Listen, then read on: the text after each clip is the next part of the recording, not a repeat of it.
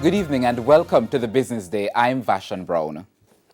Gas prices are going up tomorrow. A litre of 87 and 90 gasoline will sell for $1.48 more.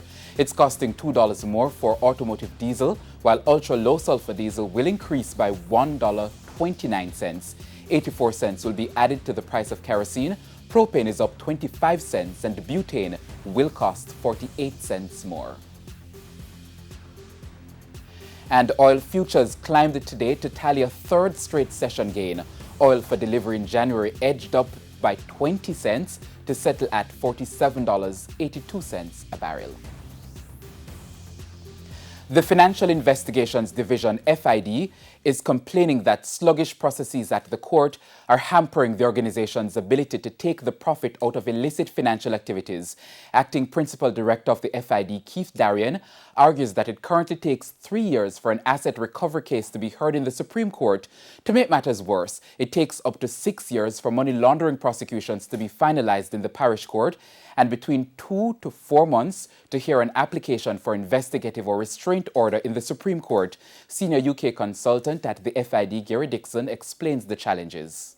Because once we get the restraint order from a court, we must serve it on you or the entity that's holding your assets, so you will know. If we don't do that quick enough, people empty their bank account. I'm not saying they walk in and take it all out in one go, but you'll see an increase in withdrawals and spending. Vehicles, especially difficult for us to find 4 months down the line if someone is looking to get rid of it.